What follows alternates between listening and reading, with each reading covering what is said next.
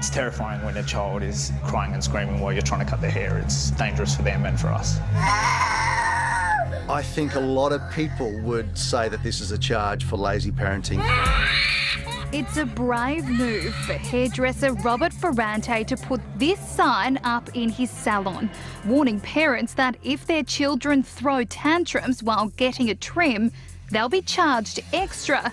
You could call it a tantrum tax. We had many occasions where the kids were throwing such a tantrum that it was endangering them and us. Robert says when a child is having a meltdown, it can take an extra 45 minutes to get the job done. He also says on his sign that parents shouldn't force their kids to have a cut.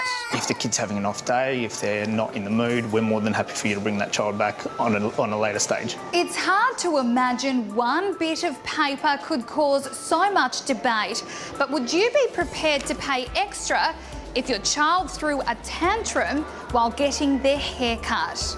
That's their time and that's their money. And then that bumps everybody else back. I'd say if you're not charging more, just kick them out. Because my kids throw tantrums all the time and I don't want them to not get a haircut just because they're throwing a tantrum. Would you be willing to pay extra? No. And they don't want to snip somebody's ear or something like that, so I'm for it. Hair-raising backlash over cuts for kids. Mix FM's Jason Snowy Carter says if you don't like the policy, go somewhere else. The person is in business. This is their rules. If you don't want their services, then don't get a haircut there.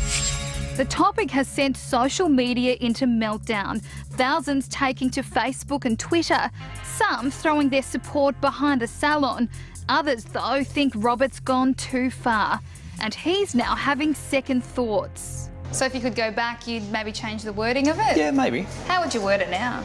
I'm not sure. I think either way I'd get some flack for it, so maybe just wouldn't do it again.